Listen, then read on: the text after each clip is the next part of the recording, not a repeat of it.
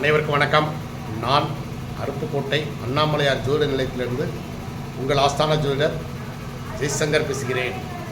இன்றைக்கி என்ன பார்க்க போகிறோம் அப்படின்னா, விசில் புரட்சி, ஒரு விரல் புரட்சி, மக்கள் புரட்சி. இது விஜய் அவர்களின் புரட்சி, சரிங்களா? ஏன்னா இது ஏற்கனவே நான் சொல்லியிருக்கேன், இது எந்த தேர்தல்லையுமே இல்லாத ஒரு அதிசயமான தேர்தல். இது எந்த தேர்தலையுமே இந்த மாதிரி நடந்ததே இல்லை. அப்படி ஒரு மேஜிக்கை தமிழக வாக்காளர்கள் இந்த தடவை நிரூபிச்சிருக்காங்க, மக்கள் நிரூபிச்சிருக்காங்க. ஏன்னா 1952ஆம் வருடத்திலிருந்து இந்தியாவில் அந்த தேர்தல் நடந்துக்கிட்டே இருக்கு. அப்போ இருந்தே அந்த முதல் தேர்தல் 52வது வருஷம், அடுத்தது 57வது வருடம். இந்த தேர்தல்லையே திராவிட முன்னேற்ற கழகம் தேர்தலில் நின்றாங்க.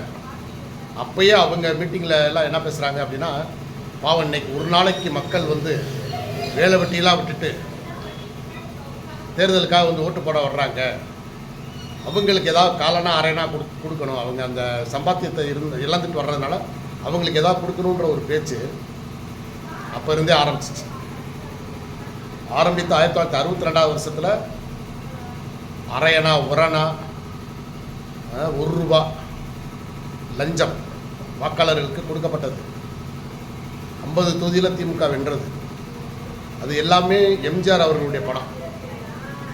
அவர் தான் கட்சிக்காக அண்ணாதுரை, எவ்வளவு CN அண்ணாதுரை, தமிழகத்தின் பெர்னாட் ஷா, திராவிட முன்னேற்ற கழகத்தின் ஒரிஜினல் நிறுவனர். இன்னைக்கு நிறைய இளைஞர்களுக்கு தெரியாது திராவிட முன்னேற்ற கழகத்தை ஆரம்பித்தது யாருன்னா அது தெரியாது. அது கருணாநிதி தான் நினச்சிக்கிட்டு இருப்பாங்க. அப்படி இல்லை. இது திராவிட முன்னேற்ற கழகம் காஞ்சிபுரத்தில் பிறந்த தமிழர், சரிங்களா, அறிஞர் அண்ணாதுரை அவர்களால், தமிழ் அறிஞர் அண்ணாதுரை அவர்களால் தொடங்கப்பட்ட ஒரு கட்சி தான் திராவிட முன்னேற்ற கழகம். இது திராவிடர் கழகத்திலிருந்து பிரிந்து ஆரம்பித்தது. அப்போ இவங்க 1952 தேர்தலில் நிற்கலாம், 57 தேர்தல் ஒரு 15 சீட்டு ஜெயிக்கிறாங்க. 62வது வருஷ தேர்தலில் நின்று 50 தொகுதியில் ஜெயிக்கிறாங்க. ஆனால் அப்பயே வாக்காளர்களுக்கு மறைமுகமாக காலனா அரையனா கொடுக்கப்பட்டது. 67 தேர்தலில் ஆட்சியை பிடிக்கிறாங்க. ஆட்சியை பிடிக்கும்போது நிறைய இலவசங்கள், இந்த இப்போ அறிவிக்கக்கூடிய இலவசங்களுக்கு முன்னோடி அதுதான். அது அறிஞர் அண்ணா அவர்களே அறிவித்தது. அப்போ ரொம்ப அரிசி பஞ்சம். 63வது வருஷத்துலேருந்து 67வது வருஷம் வரைக்கும் மக்களுக்கு அரிசியே கிடைக்கல. இத்தனைக்கும் நம்ம நாடு விவசாய நாடு. ஆனால் அப்போ வறட்சி, கடுமையான வறட்சி, நிலத்தடி நீரே இல்லை, தண்ணியே இல்லை, அரிசியே விளையல. அரிசிக்கு தேவை தண்ணி, தண்ணீரே இல்லை, அரிசி பஞ்சம் தலை விரிச்சாடு. அப்போ அதை இவங்க என்ன செய்கிறாங்க, பயன்படுத்துகிறாங்க, சரிங்களா? காமராஜர் அவர்கள் மதிய உணவு திட்டத்தை ஆரம்பித்ததுனால அவர் வெளிநாடுகளில் பிச்சை எடுத்தனால என்னுடைய மாணவர்களுக்கு சாப்பாடு போடுவேன்ட்டு அவர் கோதுமை, அமெரிக்காவிலேருந்து கோதுமை கடலில் கொட்டுற, அமெரிக்காவில் அதிகமான விளைச்சல். அப்போ கடலில் கப்பலில் எடுத்துகிட்டு போய் கடலில் உள்ளே கொட்டுறாங்க. ஐயா, எங்கள் பிள்ளைங்க பூரா பட்டினியில் இருக்காங்க, பூரா படிக்கிறாங்க, சின்ன சின்ன பசங்க, எங்களுக்கு வேணும் அப்படின்னு சொல்லி அந்த கடலில் கொட்டுற கோதுமையை நம்ம தமிழ்நாட்டுக்கு கொண்டு மாணவர்களுக்கு மதியம் கோதுமை உப்புமா, நல்லா சாப்பிட்ருக்கேன், கோதுமை உப்புமா தான் போடுவாங்க, சரிங்களா? அது மாதிரி அப்போ அப்படி ஒரு பஞ்சம், பட்டினி. அப்போ பட்டினி சாவுகள்லாம் நிறைய அந்த மாதிரி காலங்களில் வந்ததுனால அப்போ அந்த எலெக்ஷனில் அறிஞர் அண்ணாதுரை என்ன சொல்கிறார், இலவசத்தை அறிவிக்கிறார் பாருங்கள். ₹1 அரிசிக்கு. அது அப்போ அவர் அரிசி ஒரு படி ₹5 போயிடுச்சு. அப்போ எல்லாம் கிலோ கணக்குங்கிறத விட படி தான் போடுவாங்க.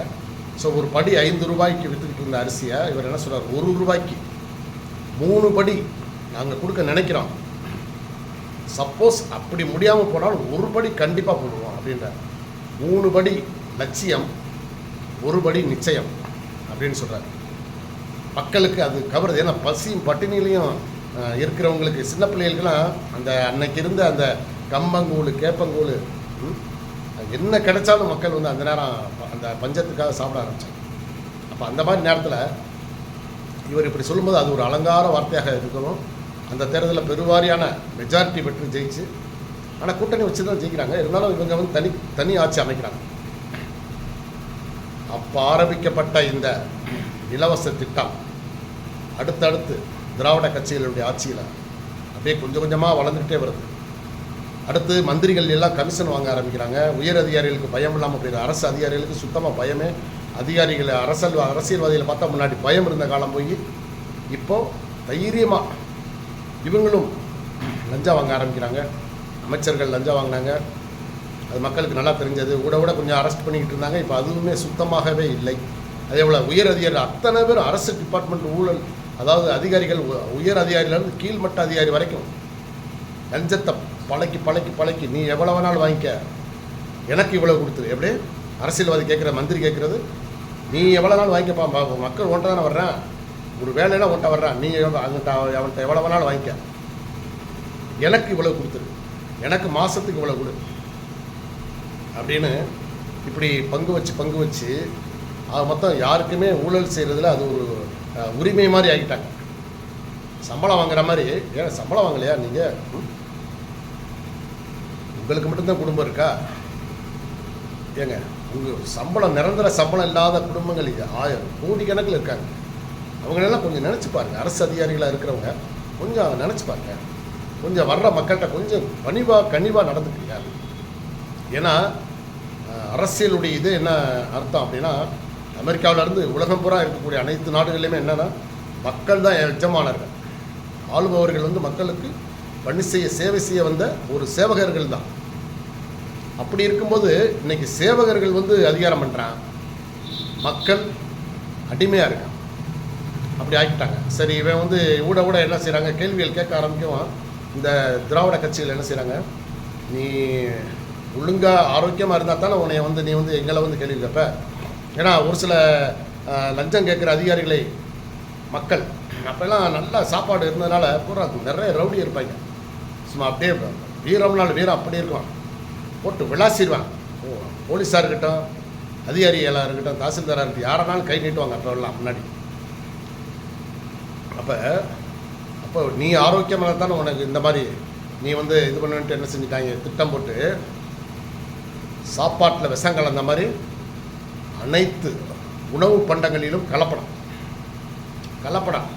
பெரிய கம்பெனிக்காரன்ட்ட வந்து கம்பெனிக்காரன் பூரா உரத்தை போட்டு வளர்த்துட்டான். ஸோ இயற்கையான சத்துங்கிறது இல்லை, உணவு பண்டங்களிலும் இல்லை. ஆடு மாடு அத்தனையும் கெடுத்துட்டான். கேரிப்பை சிஸ்டத்தை கொண்டு வந்து பிளாஸ்டிக்கை உள்ளே நுழைச்சி ஆடு மாடுகள்லாம் அதை தின்னு அதுக்கு கொடுக்குற பால்லேயே பூரா விஷமாக தான் இருக்கிட்டான். இப்போ எல்லாத்துலேயுமே விஷத்தை கலந்து விட்டாங்க. மரபணு மாற்றம்னு சொல்லி விதையே இல்லாத காய்கறிகளையும் பழங்களையும் உற்பத்தி பண்ணி இங்கே மக்களுக்கு ஏன்னா ஆணுக்கு இருந்து நல்லா வெதர் நல்லா இருக்குன்னா அவன் நல்லா இது இருந்தால் தான், அந்த வெதர் நல்லா இருந்தால் தான் அவனுக்கு வந்து நல்லா ஆண்மை சக்தி அதிகரிக்கும், விந்து உற்பத்தி ஆகும். இதெல்லாம் ஓகேன்னு முடிவு பண்ணி இதுக்கிடையில் இப்படி ஒரு அரசாங்கத்துக்கு திட்டம் இருக்கணும். சில மத அமைப்புகள் என்ன செய்கிறாங்க, எங்கள் மதத்தை விட்டுருங்க, நீங்கள் மற்ற மதக்காரனுக்கு பூரா வந்து ஆப்ரேஷன் பண்ணுங்கள். அதே போல் ஆஸ்பத்திரிக்கு வந்து சாதாரணமாக அரசு ஆஸ்பத்திரிகளில் முன்னாடியெல்லாம் அப்படிலாம் புகார் வந்தது. எப்படின்னா வேறு ஏதாவது ஒரு சிகிச்சைக்குன்னு போனால் சரி, அவங்களுக்கு அறுவை சிகிச்சை பண்ணி விட்டுறது. அதே மாதிரி ஒரு குழந்தை வந்து பிரசவத்துக்குன்னு போகிறாங்க, முதல் குழந்தைக்குன்னு போகிறாங்க, நமக்கு தெரியுமா அவங்க உள்ள ஐசியூவில் வந்து ஆப்ரேஷன் பண்ணுவாங்க. அப்படி பண்ணும்போது அந்த ஒரு குழந்தையோட இவங்க என்ன செஞ்சு குடும்ப கட்டுப்பாடு பண்ணிடுறது. அப்போ இப்படியும் நிறைய நடந்துட்டு இருக்கு. ஆனால் இது மற்ற சமுதாயத்துக்கு கிடையாது. எப்படி அரசின் உத்தரவு, மறைமுகமான உத்தரவு போட்டு இப்படியெல்லாம் வந்து மக்களை ஏமாற்றி, அதாவது ஜனத்தொகையை குறைக்கிறோம்ன்ற பேரில் ஒரு சமூகத்துக்கு அந்த குறை இல்லை, அதை குறைக்கிறதே இல்லை, அதை வந்து இயல்பாக விட்டுறான் வளர்றது. ஏன்னா இந்து மக்கள் ஜனத்தொகை ஏன் குறைஞ்சிக்கிட்டே வருது, இவங்க யாருக்கும் சலைச்சவங்க கிடையாது. என்னமோ அவங்க பெரிய ஆண்மை சக்தி மிக்கவங்க மாதிரியும் இங்கே மற்றவங்கெல்லாம் பொட்டப்பைய மாதிரி நினச்சிக்கிட்டு அதுக்கு வந்து இந்த அரசாங்கம் உடந்தையாக இருந்திருக்கிறது. இந்த திராவிட அரசாங்கங்கள் இந்த கடந்த 30 ஆண்டுகளாக திட்டம் போட்டு இதை செஞ்சுக்கிட்டே இருந்திருக்காங்க. சரிங்களா? இதெல்லாம் வந்து வெளியே யாருக்கும் தெரியாது. இதெல்லாம் வந்து அதாவது கடலில் இது எவ்வளவோ பிரச்சனைகள் இருக்கும்போது இதெல்லாம் ஒரு பிரச்சனையான்னு சொல்கிற மாதிரி இவங்களுக்கு இந்த மாதிரிலாம் ரொம்ப நாளாக திட்டமிட்டே நடந்திருக்கு. அதாவது இந்த சமுதாயத்தை குறைக்கணும், அந்த சமுதாயம் அதிகரிக்கணுன்ற பாணியில் அப்படி போகிறாங்க. இதையெல்லாம் வந்து சரி பண்ணுறது யார்? மக்களுக்கு இதெல்லாம் வந்து ஒரு மனக்குறை இருந்துக்கிட்டே இருக்குது. இருந்தாலும் வந்து வேறு வழி இல்லாமல் ஒன்று இந்த 2 திராவிட கட்சி தான் வலுவாக இருக்குது. அப்போ திராவிட கட்சியை தான் தேர்ந்தெடுக்க வேண்டியிருக்கு. ஒன்று இவன் இல்லைன்னா அவன், ஒன்று உதயசூரியன் இல்லைன்னா ரெட்டன். இந்த வேறு ஆப்ஷனே இல்லாமல் இருந்ததுங்க. இதற்கிடையில் நிறைய நடிகர்கள் வந்து கட்சி ஆரம்பித்தாங்க. ஆனால் அவங்களால யாராலையுமே வெற்றி பெற முடியல, இவங்களை எதிர்த்து போராட முடியல. ஸோ வர்றாங்க, ஒரு தேர்தல் சந்திப்பாங்க அல்லது 2 தேர்தல் சந்திப்பாங்க, காண போயிடுவாங்க. அப்போ இலவச திட்டம் ஆரம்பித்து அறிஞர் அண்ணாதுரை காலத்துலேருந்து ஆரம்பிச்சிருச்சு. ஊழல் ஆரம்பித்தது அறிஞர் அண்ணா வந்து 2 வருஷம் நல்லா ஆட்சி தான் பண்ணாங்க. ஆனாலும் கை அரிப்பு அமைச்சர்கள் அந்த அவரை சுற்றி இருந்தவங்களுக்கெல்லாம் அரிப்பு விடலை, தாங்கலை. இப்போ எப்பட்றா, ஏன்னா இது வந்து பொதுவான பணம், மக்களுடைய பொதுவான வரி கட்டுற பணம் வந்து கோடிக்கணக்கில் இருக்குது, கோடிக்கணக்கில் வருது. ஒவ்வொரு நாளும் கோடிக்கணக்கில் அரசாங்க கஜானாவில் வந்து விழுது. அப்போ அதை எடுத்து மக்களுக்கு நன்மை செய்யணும்னு நினச்சா எவ்வளவோ செய்யலாம். ஏன்னா தொழில் நிறுவனங்கள் வரின்ற பேரில் பல ஆயிரம் கோடிகளை கட்டுறாங்க. அப்போ இது வந்து யார் இதில் வந்து நீங்கள் இதில் ஒரு 1000 கோடி எடுத்தால் எவனும் கேட்கப்படுறது எப்படி? இப்போ நீங்கள் உங்கள்கிட்ட கேட்டால் நீங்கள் கொடுக்க மாட்டீங்க. ஆனால் குமிஞ்சி கிடக்கிறதுல ஒரு 10,000 எடுத்தால் தெரியுமா? அது மாதிரி தான் வந்து இப்போ வந்து அந்த அரசு பதவிகள் எம்எல்ஏ எம்பி இவங்களுக்கெல்லாம் கோடிக்கணக்கில் வந்து அமைச்சர்கள் முதலமைச்சர்லேருந்து எல்லாரும் தான் கோடிக்கணக்கில் மக்கள் வரி பணம் வந்து குமியுது. அப்போ இது நோகாமல் நொங்குதிங்களா? அதனால தான் இந்த அரசியல்லே நிறைய பேர் ஆர்வம் காட்டி இந்த அரசியலுக்கு வர்ற காரணமே, ஏன்னா அரசு நலத்திட்டங்கள்ன்ற பேரில் மக்களுக்கு செய்யுங்கன்னு சொல்லி பல 100 கோடிகளை வந்து ஒதுக்குறாங்க. அதில் இந்த சண்டாள பையக இவங்க பூரா வந்து எனக்கு இவ்வளவு, உனக்கு அதிகாரிகளும் இவங்களும் பங்கு வச்சுக்கிறது, நீ இத்தனை % எடுத்துக்க கமிஷன் வாங்க, எங்களுக்கு இவ்வளோ கொடுத்துரு. அப்படி வந்து இந்த மாதிரி பழக்கத்தை ஒரு 50 வருஷமாகவே திட்டமிட்டே கொண்டாந்துட்டாங்க. இது மக்களுக்கு பழகிப்போன ஒன்றாக இருந்தது, மக்களுக்கு பழகிப்போன ஒன்றாக இருந்துச்சு. அப்போ சரி, அப்போ இவன் வருவான் இல்லைன்னா அவன் வருவான், அதிகாரிகள்லேருந்து எல்லா பேரும் கொள்ளையடிக்க தான் செய்கிறான். மக்கள் வந்து லஞ்சம் கட்டால் அப்புறம் கொடுத்து தான் காரியம் சாதிக்க வேண்டிய சூழ்நிலை வந்துருச்சு. முன்னாடி கொடுக்கல அப்படின்னா புகார் பண்ணாங்கன்னா அந்த அதிகாரியை கைது பண்ணுவாங்க. இப்போ அதெல்லாம் பண்ணுறதில்ல, நீ என்ன வேணாலும் செஞ்சுக்கன்பா. முன்னாடி சைக்கிள் தான் வச்சுருப்பாங்க, அரசு ஊழியர்கள் சைக்கிள் வச்சுருப்பாங்க. சைக்கிளுக்கு ஒரு இது மாட்டினா கூட உயருது, என்னப்பா உனக்கு எப்படிப்பா வந்துச்சு காசு அப்படின்னு கேட்பாங்க. ஒரு 2 வீலர் வாங்கிட்டா அதுக்கு வந்து அரசாங்கத்தில் பெர்மிஷன் வாங்கணும்லாம் இருந்தது. இதெல்லாம் நிறைய பேர் தெரியாது. ஆனால் இன்றைக்கி ஒரு சாதாரணமாக புதுசாக இன்றைக்கி வேலைக்கு சேரவன் கார் வச்சுருக்கேன், பங்களா வச்சுருக்கேன், எல்லாம் வச்சுருக்கேன். இதெல்லாம் எப்படி வந்தது, ஏன் வந்ததுன்னு முன்னாடிலாம் கேள்வி கொஸ்டின் இருக்கும் காமராஜர் காலத்தில். ஆனால் அடுத்து வந்த திராவிட அரசுகள் அதெல்லாம் விடப்பா, இந்த ஆக்ஷன் எடுக்கக்கூடிய உயர் அதிகாரிகளை இவங்க மேலே இருக்கக்கூடிய அந்த அரசியல்வாதிகள் கண்டிக்கிறது. விடப்பா, அவன் சம்பாரிச்சிட்டு போகிறேன், நீ வரல பேசாமல் இரு, நீ முடிஞ்சால் நீ வாங்கு, இல்லை நீ பேசாமல் இரு, அவனை எதுக்கு இது பண்ணுற அப்படின்றான். இதுக்கிடையில் வேலையே பார்க்க தெரியாத படிக்காத கூமுட்டைகளை இடஒதுக்கீடுன்ற பேரில் எல்லாம் நியமிக்கிறாங்க. இது வந்து 1975க்கு அப்புறம், 75க்கு அப்புறம் என்ன ஆகுதுன்னா அரசு துறையில் அந்த ஒதுக்கீடு இந்த ஒதுக்கீடு அப்படின்னு நிறைய இடஒதுக்கீடை கொடுத்து தமிழகத்தை குட்டிச்சோறாக்கி, ஏன்னா வேலை செய்ய தெரியாதவங்கெல்லாம் வந்து உட்காந்துக்கிட்டு யாரையும் மதிக்கிறது இல்லை, வர்ற மக்களை மதிக்கிறதே இல்லை. எந்த ஒரு ரெஸ்பான்ஸுமே நீங்கள் டிபார்ட்மெண்ட் எந்த டிபார்ட்மெண்ட்டுக்கு போனாலும் எந்த ஒரு ரெஸ்பான்ஸுங்கிறதே இருக்காது. அப்போ மக்களை வந்து என்னமோ மக்களை வந்து அலைய விடுறதா அவங்களுக்கு வேலைன்ற மாதிரி ஒரு வேலையை ஒரு வாரத்துக்குள்ளே முடிச்சிடலாம். ஆனால் 1 வருஷம் 1.5 வருஷம் இழுத்துக்கிட்டே இருப்பாங்க. ஒரு சின்ன வேலையாக தான் இருக்கும், அதுக்கு அலைஞ்சிக்கிட்டே இருப்பாங்க. ஒரு சாதாரண ஆதார் கார்டில் ஒரு படித்தவன் தானே பதிகிறாங்க. நீங்கள் ஃபஸ்ட்டு பதிகிறப்ப நீங்கள் போய் பாருங்கள், அனைத்து விவரங்களையும் மிக தெளிவாக பார்த்தா அவன் வந்து வாங்குகிறான். ஸ்பெல்லிங் மிஸ்டேக் இல்லாமல் அது இதுன்னு எல்லாமே பார்த்து வாங்கிடுறான். ஏன் அதை ஸ்பெல்லிங் மிஸ்டேக் இல்லாமல் உன்னால் ஏற்ற தெரியாதா? நீ படித்தவன் தானே. ஆனால் நீ என்ன காமுட்டாப்பையவை செய்கிறத விட மோசமான வேலையை செஞ்சுக்கிட்டு தகப்பன் ஸ்தானத்தில் போட வேண்டிய இடத்துல தகப்பனை போய் புருஷனாக போடுறது, புருஷனை தகப்பன்ற மாற்றி அடிக்கிறது. ஏன்னா அவன் வரணும்ல, அலையட்டும். ஃபோட்டோவை வந்து பார்த்தா வயசானவங்கள மாதிரி நல்ல ஃபோட்டோவை கொடுத்துருப்பான்.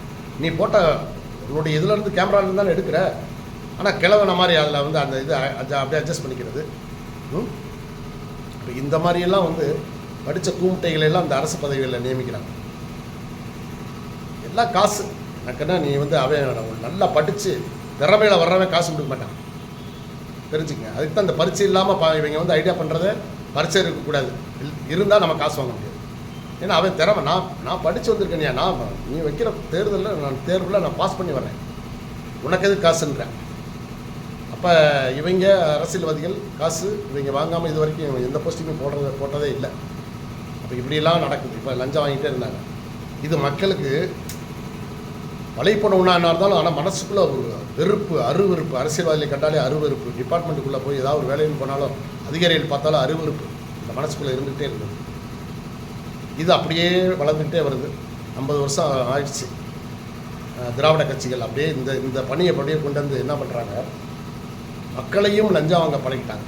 இனி தேர்தல்னு வந்தால் எவன் எந்த கட்சி எவ்வளோ கொடுப்பேன், எவன் அதிகமாக தருவான்னு மக்கள் பேச ஆரம்பித்து அந்த அளவுக்கு மக்களையும் பழக்கி விட்டு கொண்டாட்டாங்க. இப்போ எனக்கு தெரிந்து இப்போ கடந்த ஒரு 4 தேர்தலாக, அதாவது 2000க்கு அப்புறம் யாருமே கட்சி தலைவர் ஒரு பிரச்சாரத்துக்கு வராருன்னா அவருடைய பேச்சை கேட்கறக்கா எவனும் போகிறதே இல்லை. எல்லாம் குவார்ட்டர் பிரியாணி அன்னைக்கு வந்துட்டா 300 ரூபா, 200 ரூபா, 300 ரூபா. பெண்கள்னா 200 ரூபா, ஆண்னா 300 ரூபா கொடுத்து தான் ஆளுகளை கூட்டிகிட்டு வர்றாங்க, எந்த தேர்தல் பிரச்சாரமாக இருந்தாலும். ஆனால் அன்றைக்கு நாங்கள் இளைஞர்களாக இருக்கிறப்ப பெரிய தலைவர்கள் பேச வந்தாங்கன்னா ஒரு பைசா வாங்காமல் அவங்க தலைவருடைய பேச்சை கேட்கறதுக்காக போய் கூட்டத்தில் போய் நிற்போம், சரிங்களா? ஆனால் இன்றைக்கி அந்த மாதிரி நிலைமை இல்லை. அதே போல் எம்ஜிஆர் புறப்பட்டு வர்றாங்கன்னா அவர் சாயங்காலம் 5 மணிக்கு தான் வர்றதா இருக்கும். ஆனால் இங்கே முத நாள்லேருந்து ரோட்டில்ங்க கூட்டம் நடக்கிற இடத்துல கூட இல்லை, ரோட்டில் இடம் போட்டுருவாங்க, வருஷம் நிற்கும். நாளைக்கு 5 மணிக்கு வர்றாருன்னா இன்னைக்கு சாயங்காலம் 5 மணிலேருந்து இங்கனக்குள்ளே நான் நிற்பேங்க, இங்கனக்குள்ளே நான் வந்து இடம் விட்டுறணும் அப்படின்னு சொல்லிட்டு தான் வீட்டுக்கு போவேன். அந்த நைட்டும் கூட யாரும் எங்கிட்டு போகாமல் அவங்களுக்குள்ளே இருப்பாங்க. இப்படியெல்லாம் இருந்தாங்க மக்கள் சக்தி. அப்போ அந்த மக்களுக்கு எம்ஜிஆர் வந்து ஆட்சிக்கு 77 வந்தப்போ ஒரு 2 வருஷம் நன்றாக ஆட்சி பண்ணார். அதை நேர்மையாக ஆட்சி பண்ணால் தான் தலைவர்களுக்கு பிடிக்காது இல்லையா? அப்போ அங்கங்கே எல்லாம் போட்டு கொடுத்து திரைமறைவு வேலைகள், துரோக வேலைகள்லாம் பண்ணி எம்ஜிஆர் ஒரு 2.5 வருஷத்தில் ஆட்சி கழிச்சு விட்டார். அப்புறம் அவருக்கு இயற்கையாகவே உடல்நிலை சரியில்லாமல் போயிட்டு, ஸோ அதனால் அவர் கட்சியில் தன்னுடைய அந்த எம்எல்ஏக்கள் இவங்களை கட்டுப்படுத்துறதில்ல கொஞ்சம் தவறி விட்டார். திரும்ப ஊழல் ஆரம்பிச்சிருச்சு. அப்போ இப்படியே வந்து மக்கள் பழகி ஊழல் சாம்ராஜ்யமாக இந்த திராவிட கட்சிகளின் ஆட்சிகள் நடந்து கொண்டே இருந்தது. அது தைரியமாக நான் ஊழல் வாங்குவேன், ஏன்னா நான் வந்து லஞ்சம் வாங்குவேன், அதே போல் அரசியல்வாதி ஊழல் பண்ணுறேன், அதிகாரிகள் லஞ்சம் வாங்குகிறேன். இது பழகி போன ஒன்றாகி விட்டது மக்களுக்கு. அடுத்து இது வந்து என்ன செய்கிறாங்க, இந்த நிலைமை மாறணும்னு மக்கள் விரும்பும்போது ஒருத்தர் பிஜேபியில் உள்ளே வர்றார். நேர்மையான ஐபிஎஸ் அதிகாரியாக இருந்தவர், கர்நாடக சிங்கம் என்று பெயர் எடுத்தவர் திரு அண்ணாமலை அவர்கள். அவர் வந்து இந்த 2 கட்சிகளையும் சும்மா கண்ணில் விரலை விட்டு ஆட்டுறார். சரியான ஒரு மக்கள் செல்வாக்கை பெறுகிறார். பிஜேபின்னு ஒரு கட்சி, அவர் எந்த கட்சி, அவர் பிஜேபியில் போய் சேர்ந்தார், அவதான் அவர் பண்ண தப்பு. அவர் ஒன்று அப்பயே சுயமாக ஒரு கட்சி ஆரம்பிச்சிருக்கணும். ஆனால் பிஜேபின்னு ஒரு கட்சியை உள்ள அவர் நுழைஞ்சதுக்கப்புறம் தான் மக்களுக்கே பிஜேபியா, பாஜகவில் இப்படி ஒரு தலைவரா அப்படின்னு. ஏன்னா அதுக்கு முன்னாடி இருந்த அந்த கட்சிக்கு இருந்தாங்க ஆட்கள், தலைவர்களாக இருந்தாங்க. 82 வருஷத்துலேருந்து ஜனசங்கம்ன்ற பேரில் இருக்கும்போதுலேருந்து 77 ஜனதா கட்சி அப்படின்லாம் இருந்துச்சு. அப்புறம் பாரதிய ஜனதான்னு 82 என்னமோ மாறிச்சு. அதுலேருந்தே ஆளு இருக்காங்க. ஆனால் அவங்க எல்லாருமே இந்த திராவிட கட்சிகளுக்கு அடிமைகளாக இருந்தாங்க. இந்த திராவிட கட்சிகளை பார்த்து யாரை சொல்கிறாங்களோ அவங்க தான் வந்து கட்சி தலைவராக போடுவாங்க. அங்கே இவங்க அவங்ககிட்ட வாங்கி வாங்கி தின்னுக்கிட்டு ஏன்னா அப்படியே பொழுத போய்கிட்டே இருந்தாங்க. கட்சியை ஒன்றும் வளர்க்கலை. அதான் கொஞ்சம் கொஞ்சமாக வளர்ந்துச்சு. தானாகவே ஏதாவது ஒரு சம்பவம் வந்து இந்தியாவில் ஒன்று பெருசாக ஒன்று நடக்கும்போது அத்வானி ரத யாத்திரை நடந்துச்சு. அந்த நேரம் கொஞ்சம் கட்சி வளர்ந்துச்சு. அவ்வளோதான். மற்ற நேரம் இவங்க எப்போ போல அதிகமாக பூரா சுங்கி பயலாக இருந்தாங்க. ஹெச் ராஜான்னு ஒருத்தர், ஒரு ஆண் மகன் இதில் கொஞ்சம் தலையெடுத்து வந்தார். எதிர்த்து பேசினார் நல்லா வந்து திராவிட கட்சிகளை. இருந்தாலும் அவர் அப்பப்போ வந்து வெளியே வரும்போது மைக்கை பார்க்கும்போது மட்டும் கத்திட்டு அவர் வந்து ஒரு அதிகமான முயற்சியில் ஈடுபடலை. ஆனால் தினந்தோறும் பத்திரிகைகளுக்கு பேட்டி கொடுத்து இந்த திராவிட கட்சிகளை நல்லா வாருன்னு வாரி விட்டவர் அண்ணாமலை அவர்கள் தான். அது மட்டும் இல்லை, அப்புறம் ஒரு முடிவெடுத்து ஒரு 100 நாள் நடைப்பயணம் என் மண் என் மக்கள் என்ற பெயரில். அப்போ இந்த இந்த இந்த இவங்களுடைய இந்த அரசியல்வாதிகளுடைய திராவிட கட்சியுடைய அரசியல்வாதிகளுடைய இந்த சேட்டைகள் இதெல்லாம் பண்ணி ரொம்ப வெறுத்து போயிருந்த இளைஞர்கள் இருக்காங்க பார்த்தீங்களா, அவங்க பூராமே அவர் பக்கம் வர்றாங்க, பிஜேபி கட்சி பக்கம் வர்றாங்க. அப்போ இது பொறுக்குமா இந்த திராவிட கட்சிகளுக்கு? நமக்கு தோதான ஆள் எவன்டான்னு பார்க்குறாங்க. சரியா? மிகப்பெரிய கைக்கூலி நயினார் நாயேந்திரன் ஒருத்தர் கிடைக்கிறார். அவர் எடப்பாடி அப்படியே அவரை வந்து அடிமையாக்கிறார். ஒரு டீல் போடுறாங்க. ஏற்கனவே வந்து என்ன செய்கிறாங்க, நாடாளுமன்ற எலெக்ஷன் 2020 அதில் வருது. ஏன்னா அப்போ வந்து 2024 மிக அதிகமான ஓட்டு வித்தியாசம் நிறைய தொகுதிகளில் வாங்குறாங்க. நாடாளுமன்ற எலெக்ஷனில் சட்டமன்றமாவது உங்களுக்கு வந்து ஓட்டுகள் கம்மியாக இருக்கும். நாடாளுமன்ற எலெக்ஷனுங்கிறது ஒரு 7-8 சட்டமன்ற தொகுதியில் உள்ளடக்கியது. அதுகளில் மொத்தம் வந்து 39 தொகுதியில் 12 தொகுதியில் பிஜேபி 2ஆம் இடங்க. 2ஆம் இடம். திமுக அல்லாது அதிமுக தான் இருக்கும். ஒன்று வந்து இவங்க முன்னாடி இருப்பாங்க, அவங்க 2ஆவது இருப்பாங்க. அது அடித்து வந்து 2ஆம் இடம் பெற்றுச்சு. ஆனால் இதுதான் பொறுக்கலை. அப்போ ஒரு பெரிய அமௌண்ட்டை கைமாறி நீ வந்து அண்ணாமலையை எப்படியாவது இந்த அரசியலேருந்து நீங்கள் அகற்றணும் அப்படின்னு ஒரு டீல் போட்டு அதுக்கு அவங்க பழைய கூட்டாளிகள்லாம் சேர்த்துக்கிட்டு அடிக்கடி போய் டெல்லியை போய் அமித்ஷா அவர்களை போய் பார்த்து இவர் மேலே இல்லாத பொல்லாத இவர் அவ்வளோ வாங்கிட்டார் இவ்வளோ வாங்கிட்டார், எல்லா கட்சியும் மிரட்டி பூரா காசு வாங்குறாரு, அங்கே இடம் வாங்கிட்டார் இங்கே இடம் வாங்கிட்டார், போய் அந்த மாதிரி நிறையா போட்டு கொடுத்து இவருக்கு ஒரு அவப்பெயரை ஏற்படுத்தி எப்படா பொறுங்க. ஏன்னா தமிழிசை கட்சி சட்டம்னா அது எல்லாருக்கும் ஒன்றா தானே இருக்கணும். முருகன் 2 தடவை இருந்திருக்காரு, தமிழிசை 2 தடவை தலைவராக இருந்திருக்காங்க. அப்போ இவருக்கு எப்படா பொறுங்க. 3 வருஷம்ங்கிறது அவருக்கு அந்த, ஏன்னா அந்த பிஜேபி ரூல்ஸ் படி 3 வருஷம் ஒருத்தர் தலைவராக இருக்கலாம். அப்போ 2021 கடைசியில் வர்றாரு. அப்போ அந்த இது முடியவும் அப்போ எப்படா 3 வருஷம் முடியும்னு காத்துக்கிட்டு இருந்து அந்த நேரத்தில் அவரை பதவியை விட்டு தூக்கிட்டாங்க. ஏன்னா இவர் இருந்தால் திராவிட கட்சிகள் தான் இங்கே வந்து ரொம்ப வலுவாக இருக்காங்க, அவங்கள வச்சு தான் நம்ம வந்து கூட்டணி வச்சு தான் ஜெயிக்க முடியுன்ற மாதிரி ஏதோ ஒரு பொய்க்கணக்குகளை சொல்லி இதெல்லாம் இப்போ வந்து இப்போ ஓட்டு என்னங்க இவ்வளோ வந்திருக்கலங்க, நாடாளுமன்ற எலெக்ஷன் வாங்கிட்டாங்களா, அடுத்து அவர் நினச்சாருன்னா அவர் அடுத்து நிறைய ஜெயிப்பாங்கன்னு சொன்னால் இல்லைங்க, நாடாளுமன்ற எலெக்ஷன் வேறு, எம்எல்ஏ எலெக்ஷன் வந்து திராவிட மக்கள் இங்கே திராவிட கட்சியில் பார்த்தா போடுவாங்க, நீங்கள் இவங்களோட கூட்டணி சேரணும் அது சேரணும்னு சொல்லி எல்லாத்தையும் இவர் இருந்தாருன்னா இவர் கூட்டணி சேர மாட்டார், 2 கட்சியுமே எதுக்குறாரு அப்படின்னு சொல்லி இவரை பதவியை விட்டு நீக்கிட்டாங்க. நீக்கவும் தமிழகத்திற்கு ஒரு பெரிய தலைக்குனி இளைஞர். ஏன்னா இவரை நம்பி வந்தாங்க இல்லையா பிஜேபி, இவரை வந்து ரொம்ப வேணும்னே ஒதுக்கி இவரை வந்து பல எந்த ஒரு பதவி சரி ஒரு பதவி விட்டு நீக்கிறீங்க.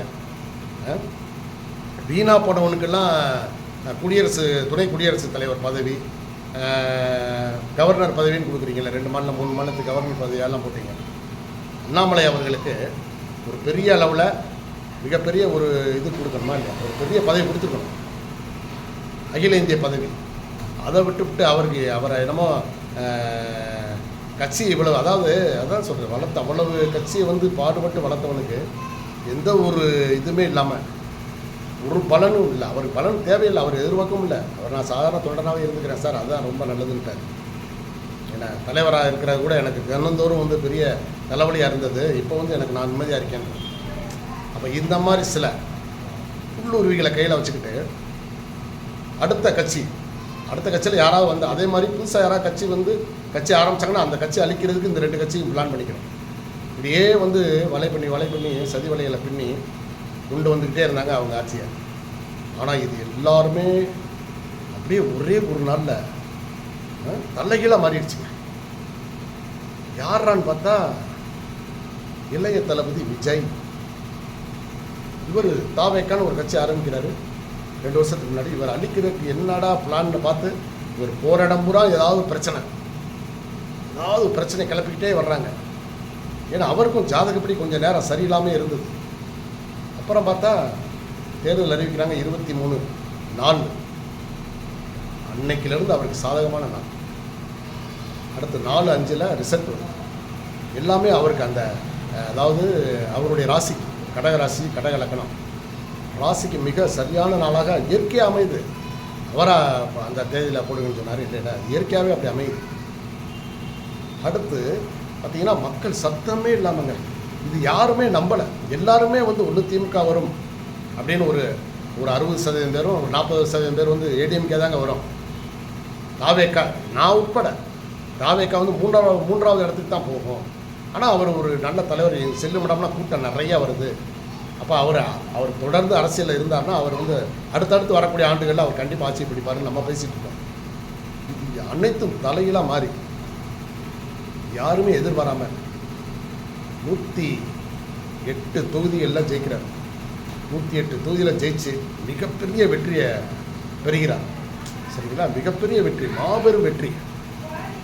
108 தொகுதியில் தனிச்சு ஜெயிக்கிறார். என்ன ஒன்று, அவர் வந்து ஒரு 118 தொகுதி ஜெயிச்சிருந்தாருன்னா இன்னைக்கு இப்போ சொல்கிறேன் கேட்டுங்க, எதிர்கட்சி வரிசையில் இருக்கிற அத்தனை தலைவர்களும், ஊழல் செய்த அத்தனை மந்திரிகளும் இந்நேரம் ஜெயிலில் இருப்பார். ஏன்னா விஜய் இவ்வளவு ஒரு நேர்மையாக இருப்பார் என்று யாரும் நினைக்கலைங்க. உண்மையிலே நினைக்கல. மிகச்சிறிய ஜென்டில்மேனாக இருக்கார். உண்மையிலேயே முதல்வன் படத்தில் வரக்கூடிய அர்ஜுனை விடவும் ஆக்ஷனில் கூடுநாளாக இருக்கார். டைரக்டர் சங்கர் அவர்கள் மூலையில் வந்த அந்த பல எண்ணங்களை விட இவர் ரொம்ப ஃபாஸ்ட்டாக இருக்கார், நேர்மையாக இருக்கிறார். ஆனால் இவர் பேரில் பாருங்கள், வீணாக இவர் வந்து நிறைய இப்போ நேர்மையாக இருக்கார், நல்ல மக்கள்கிட்ட செல்வாக்க பெறுகிறார். ஆனால் இவரை எப்படி ஓக்கணும்னு இப்போ உட்காந்து பிளான் பண்ணுறதில்ல. திராவிட கட்சிகளில் திமுகவில் ஒரு 2000 பேர் இதை பற்றி யோசிச்சுட்டு இருப்பாங்க, இவர் எப்படா அழிக்கலாம். ஏன்னா அவன் மூளையை பூரா யூஸ் பண்ணுவாங்க. அதே மாதிரி ஏடிஎம்கேல ஒரு 1000 பேர் எப்படி விஜய் அவர்களை அழிக்கலாம் என்று யோசிச்சுக்க, அவங்களுக்கு தனி விங்க வச்சுருக்கேன். இவங்க வேலையை யோசிக்கிறத யோசிச்சு புதுசு ஐடியா. தினந்தோறும் இரவு பகல் இவங்களுக்கு சம்பளம். ஸோ இது வந்து நடந்துக்கிட்டே இருக்குது. அதனால் விஜய் அவர்கள் மிகப்பெரிய மாபெரும் புரட்சி பண்ணியிருக்கார். அவருக்கு மிகப்பெரிய சல்யூட். என்னென்னா இது வந்து நான் எந்த தேர்தலையுமே பார்க்கல. இது வரைக்கும் இந்தியாவில் நடந்த எந்த மாநிலத்திலும் இது நடந்திருக்காதுன்னு தான் நான் நினைக்கிறேன். என்னென்னா தலைவரை மட்டும்தான் தெரியும், அவர் போட்ட வேட்பாளர்கள் யாருக்குமே தெரியாது, அறிமுகமே இல்லாத வேட்பாளர்கள். ஸோ இந்த இடத்துல வந்து அதே போல் அந்த வேட்பாளர் என்ன ஜாதி அப்படிங்கிறது யாருக்குமே தெரியாது. ஜாதி பார்த்தாலாம் மக்கள் ஓட்டு போடலைங்க. ஸோ ஜாதி தோற்கடிக்கப்பட்டது. ஒரு பைசா பணம் தாவேக்கா டிவிக்கே கொடுக்கவே இல்லை. ஆனால் அவங்க தான் ஜெயிச்சிருக்காங்க. ஆனால் 2 திராவிட கட்சிகளும் பணத்தை வாரி இறைச்சாங்க. அது எல்லாருக்கும் தெரிஞ்சது தானே, மக்களுக்கு எல்லாருக்கும் தெரியும், எல்லா வீட்டில் உள்ள மக்களுக்கும் தெரியும். 2 திராவிட கட்சிகளும் பணத்தை வாரி இறைத்தன. ஆனால் ஒரு பைசா, ஒரு அணாவை கூட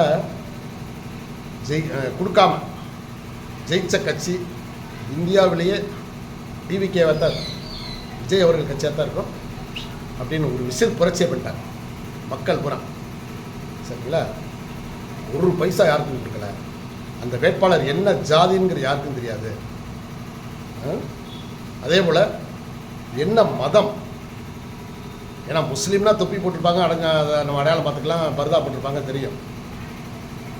மற்ற கிறிஸ்டினா இந்துவான்கிறது தெரியாது, ஏன்னா இவங்க வந்து சாதாரணமாக இருப்பாங்க. ஸோ என்ன மதம்னு தெரியல, என்ன ஜாதின்னு தெரியல, ஒரு பைசா ரூபம் கொடுக்கல. அனைத்துமே விஜய் என்ற ஒற்றை நபருக்காக விழுந்த ஓட்டுகள் தான் அந்த 1.5 கோடி ஓட்டுகள். இந்த 1.5 கோடி ஓட்டுகளுமே விஜய் என்ற தனி நபருக்காக வந்தது. அப்போ அவருக்கு தான் பொறுப்பு அதிகமாக இருக்குது. அப்போ தன்னை சுற்றி போடக்கூடிய அமைச்சரவையை சுத்தமாக வைத்துக்கிறது அவர்கிட்ட தான் இருக்கு. எல்லா பொறுப்பும் அவர்கிட்ட தான் இருக்கு. ஒரு சின்ன தவறுனாலும் அவரைத்தான் சொல்லுவாங்க எல்லாரும். ஸோ அதனால் உங்களை நான் அடுத்து வந்து இந்த ஒரு வருஷத்துக்கு உங்களுக்கு வந்து கட்டம் நல்லா இருக்கு, ஜாதக கட்டம் சிறப்பாக இருக்குது. அதுலேயும் இடையில் ஒரு 3 மாதம் வந்து உங்களுக்கு சிரமங்கள் வருது. இப்போ வந்து ராகு கேது பெயர்ச்சி டிசம்பர் 5 வருது. இருந்தாலும் ஒரு வருஷத்துக்கு குரு உங்களுக்கு உச்சமாக இருக்கனால வர்ற பிரச்சனைகள் கொஞ்சம் சமாளிப்பீங்க. ஆனால் அதுக்கப்புறம் உங்களால் சமாளிக்க முடியாத அளவுக்கு மிகப்பெரிய ஒரு சதி வலையில் நீங்கள் மாட்டிருக்கீங்க. 2 கட்சிகளும் சேர்ந்து சதி வலையை பின்னிக்கிட்டே இருக்காங்க. அப்போ இந்த இடத்துல நீங்கள் இந்த ஒரு வருஷத்தில் நீங்கள் வந்து ஸ்ட்ராங் ஆகிக்கணும். ஸ்ட்ராங் ஆகிட்டீங்கன்னா அந்த சதி வலைகள் உடனே தெரியப்படும். அப்போ நீங்கள் ஸ்ட்ராங் ஆகணும்னா மக்களுக்கு நல்ல சேவைகள், நல்ல நன்மைகள் செய்யுங்க. போதை கலாச்சாரத்தை ஒழிங்க. பெண்களுக்கு பாதுகாப்பு படை வச்சுங்க. ஆனால் இனி ஒரு குற்றம் நடந்தால் உங்களை தான் சொல்லுவாங்க. பெண்கள் பாதுகாப்பு படையெல்லாம் வச்சு என்னங்க, அது முன்னாடிலாம் இது மாதிரி ஜெயலலிதா அம்மையார் பீரியடில் எத்தனையோ வந்து படையெல்லாம் ஆரம்பித்தாங்க, மகளிர் காவல் நிலையம்னாங்க. ஆனால் அதுக்கப்புறம் தான் குற்றங்கள் அதிகமாகிடுச்சு. மகளிர் காவல் நிலையம் வந்துருச்சுன்னா அவங்க வந்து ஆக்ஷன் எடுக்கணுமா இல்லையா? அவங்களும் மற்ற போலீஸ் மாதிரி லஞ்சம் வாங்குறாங்க. இவங்களுக்கு நாங்கள் கொஞ்சம் கூட சளைச்சவங்க இல்லைங்கன்ற மாதிரி ஆண் போலீஸ் இன்ஸ்பெக்டரு, எஸ்ஐ, இந்த இவங்க காவலர்கள் மாதிரி இவங்களும் வந்து கடைகளில் போய் மாமூலா வாங்குறது, ஸ்டேஷனுக்கு வர்றவங்ககிட்ட அடித்து பிடிச்சி பிடுங்கிறது. அப்போ இந்த மாதிரிலாம் இவங்களும் அப்படி ஆரம்பிச்சிட்டாங்க. நேர்மைன்னா நேர்மையாக தான் இருக்கும். அதனால் நீங்கள் நல்ல நேர்மையான அதிகாரிகளை உடன் வைத்துக் கொள்ளுங்கள். நல்ல அமைச்சரவை நல்ல சுத்தமான ஆட்களை கொண்டு வாங்க. துறைகள் ஒதுக்கும்போது நல்ல கவனமும் ரொம்ப கவனம் பார்த்து உங்களுடைய ஒரு அரசு துறை உங்களுக்கு கீழே உள்ள துறைகளை மட்டும் நீங்கள் பார்த்தா நீங்கள் சுற்றி நீங்கள் ஏற்கனவே சொல்லியிருக்கீங்க. இங்கே பொறுத்தளவில் எல்லாமே நான் தான் அப்படின்னு நான் இன்றைக்கி எம்எல்ஏ மீட்டிங்லேயே சொன்னீங்க. நீங்கள் வந்து யாரும் இல்லை. ஏன்னா உங்கள் முகம் வந்து மக்களுக்கு தெரியாது, என்னையே தான் தெரியும். எதுனாலும் என்னை தான் மக்கள் கேட்பாங்க. அதனால் வந்து நான் நேர்மையாக இருப்பேன், லஞ்சம் வாங்க மாட்டேன். நீங்களும் யார் லஞ்சம் வாங்கக்கூடாது. லஞ்சம்ங்கிற வார்த்தை வந்து விஷம் மாதிரி, காதில் விஷம் மாதிரி நீங்கள் வந்து வச்சுக்கணும். அப்போ லஞ்சத்தை வந்து நீங்கள் என்ன செய்யணும், லஞ்சம் வாங்கிட்டான்னு தெரிஞ்சு அவங்க சீனாலெல்லாம் தூக்கில் போடுறாங்க. நீங்கள் அதுக்கு சமமான தண்டனை அவனுக்கு கொடுங்க. கையை காலை உடச்சி உள்ளே போட்டுருங்க, ஜெயிலில் போடுங்க. லஞ்சம்ங்கிற பேச்சே இருக்கக்கூடாதியா. அதே போல் பெண்களுக்கு எந்த ஒரு பாதுகாப்பு குறைபாடும் வரக்கூடாது. சரிங்களா? இனிமேல் ஏதாவது நடந்தால் அவனை வந்து என்கவுண்டர் பண்ணிடுங்கன்ற. இன்னொன்று, நம்ம நாட்டில் சட்டம் ரொம்ப கேவலமான சட்டத்தை வச்சுருக்காங்க. எப்பயோ வந்து ஆரம்பிக்கப்பட்ட சட்டத்தை எப்பயும் கையில் வச்சுக்கிட்டு நடைமுறைக்கேற்றபடி மாற்றாமல். இப்போ முன்னாடிலாம் ஒரு எம்எல்ஏ லஞ்சம் வாங்குவார், அரசு அதிகாரி லஞ்சம் வாங்குவார், அமைச்சர் லஞ்சம் வாங்குவார், முதல்வரே லஞ்சம் வாங்குவார். ஆனால் பிடிச்சிருவாங்க. ஒரு மாதம் பரபரப்பாக பத்திரிக்கையில் ஓடிக்கிட்டே இருக்கும். அதுக்கப்புறம் மக்களுக்கு வேறு ஒரு பிரச்சனை. இதுதான் திராவிட கட்சிகள் வந்து கற்றுக்கிட்டு கொண்ட அந்த பாடம் வந்து உடனே அந்த ஒரு பிரச்சனை வந்துச்சுன்னா ஒரு வாரம் ஓடிக்கிட்டே இருக்கும். அதுக்குள்ளே வேறு ஒரு பிரச்சனை கிடப்பான். இதுக்குன்னு அந்த சம்பளம் வாங்குற மாதிரி வெறிநாயக மாதிரி நிறைய பேர் திராவிட கட்சிகளுக்கு அடிமையாக இருப்பான். அவங்கள விட்டு என்னத்தையாவது வந்து பேசிக்கிட்டே இருக்கிறது, தூண்டி விடுறது, வேறு ஒரு பிரச்சனை கிளப்பி விட்டுறது. ஏன்னா ஒரு பிரச்சனையில் மாட்டிட்டான்னா உடனே அவனுக்கு உள்ள ஒரு ஆயுதம் என்ன தெரியுமா? தமிழ் மொழி தான். தமிழை கேடயமாக பயன்படுத்திக்கிறான். உடனே தமிழை பற்றி தமிழ் ஒன்று, ஹிந்தி மொழி ஒன்றுங்க. உடனே இந்தியை திணிக்க பார்க்குறாங்கன்னு ஒருத்தர் அறிக்கை விடுவான். அது எவனு சம்பந்தமே இல்லாமல் இருக்கான். ஆனால் இவன் வந்து அவன் திமுக அல்லது அண்ணா திமுக ரூபா வாங்குறவனா தான் இருக்கான். அவன் கிளப்பி விடுவான். உடனே அவன் சொல்ல ஒரு 10 பேர் குழப்பாங்க. இங்கே அடுத்து அப்படியே மினிஸ்டர் வருவார். இப்படியே கொண்டு வந்து அந்த பிரச்சனை திசை திருப்புவாங்க. இந்த மாதிரி இடங்களுக்கு, இந்த மாதிரி வேலைகளுக்கு இடம் கொடுக்க வேண்டாம். இன்னொன்று, அந்த ஊழல் பண்ணிட்டாங்கன்னு சொல்லி அரசு பண்ணுவாங்க. இந்த கோர்ட்டு என்ன செய்யுது தெரியுமா? இந்த கோர்ட்டில் உள்ள நீதிபதிகள் 3/4 பேர் அதெல்லாம் திட்டம் போட்டு கொண்டு வந்திருக்காங்க. திட்டம் போட்டு ஒரு சில சமுதாய மக்கள் மட்டும் வக்கீலாக படிச்சுட்டு இருக்காங்க. நீங்கள் நல்லா இதை எடுங்க, ஆய்வு பண்ணுங்கள். நீதிபதிகள்ன்ற பேரில் நிறைய பேர் அவன் ப்ரொமோஷனில் வந்துக்கிட்டே இருக்கான். அவன்கிட்ட தான் அந்த கேஸ் வரும். உடனே அவன் என்ன செய்வான்? அந்த கட்சி தலைவருக்கு ஆதரவாக திருப்பி சொல்லுவான், அமைச்சர் ஊழலே பண்ணலை, இதுக்கு சாட்சி இல்லைன்னு விடுதலை பண்ணி விட்டுருவான். இது வரைக்கும் ஊழல் பண்ணாங்க, லஞ்சம் வாங்கினாங்க யாராவது இந்த 1952லேருந்து 2026 வரைக்கும் யாராவது தண்டனை பெற்றுருக்காங்களா?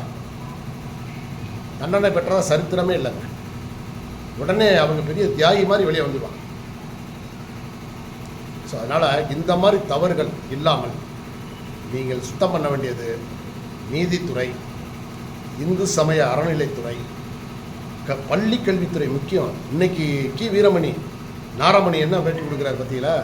பள்ளி கல்வித்துறையில் வந்து நல்ல இதாக போட்டுற வேணாம்ன்றார் பார்த்தீங்களா? கூமுட்டப்பையில் போடுங்க. ஏன்னா லியோனின்னு ஒரு கடஞ்செடுத்த கூமுட்டப்பையில் முட்டாப்பையில் நாங்கள் அதில் போட்டு வச்சுருந்தேன்.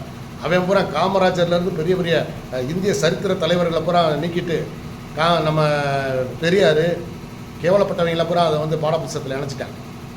அப்படி இல்லாமல் நீங்கள் நல்லா நீங்கள் செலக்ட் பண்ணியிருக்கிறார்களும் நல்ல ஆட்கள் தான், நல்ல கல்வி அறிவு மிக்கவர். அதே போல் சனாதன தர்மத்தை வந்து சட்டசபையில் சரி வெளியும் சரி யாரையும் வந்து பேசாமல் நீங்கள் வந்து அனைத்து மதத்தினருக்கும் பொதுவாக இருங்க. பள்ளி கல்வித்துறை அறநிலைத்துறையிலலாம் நல்லா சுத்தம் பண்ணுங்க. ஏன்னா அதாவது சுதந்திரத்துக்காக பாடுபட்ட தலைவர்கள் எவ்வளவோ பேர் இருக்காங்க. அவங்களால யாருன்னே இப்போ உள்ள தலைமுறைக்கு தெரியல. அதே போல் இந்த நம்ம இந்தியா சுதந்திரமடைக்கு முன்னாடின்னு வச்சுக்கோங்களேன், ஒரு 2000 ஆண்டுகளாக ஆண்ட உலகத்தையே ஆண்ட தமிழ் மன்னர்கள்லாம் இருக்காங்க. ஸோ அவங்கள பற்றியெல்லாம் நம்ம பிள்ளைகள் படிக்கணும். திரும்ப அந்த பாடங்களை பூராமே நீங்கள் பள்ளி கல்வித்துறையில் கொண்டு வாங்க. மேலும் நல்ல ஆராய்ச்சி படிப்புகள் நல்லா வந்து இப்போ வெளிநாடுகளில் இப்போ சீனா பாருங்கள், சொல்லப்போனால் அமெரிக்கா வந்து வல்லரசு இல்லை, சீனா தான் வல்லரசு. ஏன்னா அப்போ செஞ்சாங்கன்னா பிரம்மாண்டமான திட்டங்கள். ஸோ அது மாதிரி நீங்கள் நம்ம தமிழ்நாட்டை கொண்டு வரணும் அப்படின்னா அது உங்களுக்கு ஒரு 20 வருஷம் பிடிக்கும். 20 ஆண்டுகளில் நீங்கள் தொடர்ந்து ஆட்சி பண்ணணும்னா நீங்கள் இருக்கக்கூடிய அந்த கலைகளை பூரா கலைந்து நல்லா பண்ணுங்கள்.